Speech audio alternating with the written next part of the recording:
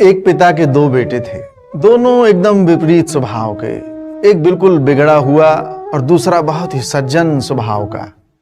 एक जिससे सारा गांव खुश था और एक जिससे सब के सब परेशान थे।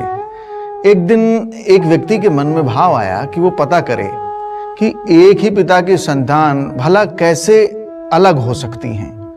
तो उसने पहले बेटे से पूछा कि तुम इतने दुष्ट क्यों हो और इतनी शराब पीते हो, पूरे गांव को तुमने परेशान कर रखा है, और तुम्हारा भाई इतना अच्छा है, ऐसे कैसे हो सकता है कि तुम एक ही पिता की संतान हो फिर भी अलग अलग स्वभाव रखते हो। तो उस लड़के ने जवाब दिया कि ये सब मेरे पिताजी के कारण है, क्योंकि जब हम छोटे थे तो हमारे पिता शराब पीकर आते थे और सबको बहुत मारते थे, हल्ला करते थे, सामान तोड़ते थे और हम डर के मारे पलंग के नीचे छुप जाया करते थे। मैंने ये सब देखा और ये निर्णय लिया कि मैं अपने पिता से भी ज्यादा दुष्ट बनूंगा और उनको सबक सिखाऊंगा। बस इसी तरह मैं बुरा बन गया। उसने दूसरे लड़के से पूछा कि तुम इतने अच्छे क्यों हो, जबकि तुम्हारा भाई जो है वो तुम्हारे स्वभाव से बिल्कुल विपरीत वाला व्यक्ति है, ऐसा कैसे हो सकता है। तो उस लड़के ने कहा कि इसका कारण मेरे पिताजी हैं। मेरे पिता बहुत शराब पीते थे और हम सबको बहुत मारते पीटते थे। हम सभी उनके आतंक से बहुत डरते थे। मैं उनके स्वभाव से बहुत दुखी होता था और बचपन में ही मैंने निर्णय ले लिया कि मैं अपने पिता जैसा नहीं बनूंगा, बल्कि मैं एक अच्छा इंसान बनूंगा। तो मेरे पिता के कारण ही मैं एक अच्छा इंसान बना। प्रिय मित्रों, हम सभी के जीवन में विपरीत परिस्थिति आती है, बुरा समय आता है, बुरे लोग आते हैं, परेशानी तो आएगी। हम स्वर्ग लोक में नहीं रह रहे, हम मृत्यु लोक में हैं। हम स्वर्ग दूतों के साथ नहीं, इंसानों के साथ रहते हैं और सब में कमियां हैं।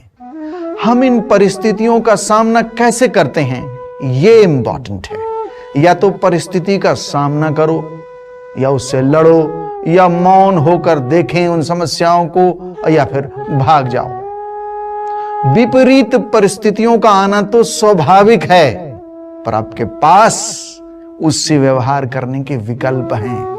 हर एक समस्या आपको बनाती है, अनुभव देती है, और आप उससे क्या लेते हैं, ये मूल बात है।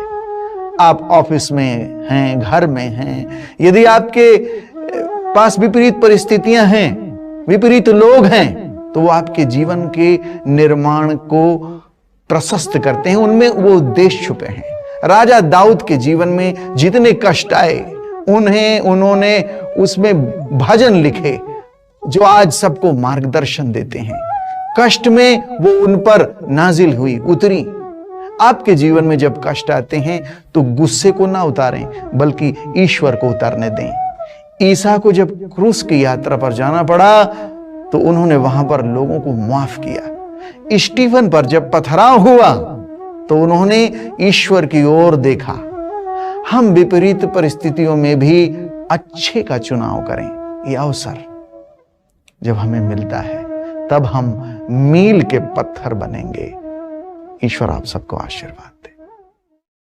दोस्तों, जय मसीह की। परमेश्वर आप सबको बहुत आशीष दे। अभी आपने देखा साधु नित्यानंद जी ने कितनी अच्छे तरीके से एक छोटी सी स्टोरी के द्वारा ये बताया कि हम किसी भी बात में अपने आप को नेगेटिव ना रखें, बल्कि अपने आप को सकारात्मक या पॉजिटिव रखें, और उसके द्वारा परमेश्वर की महिमा होती है और हम एक अच्छे इंसान बनने पाते हैं।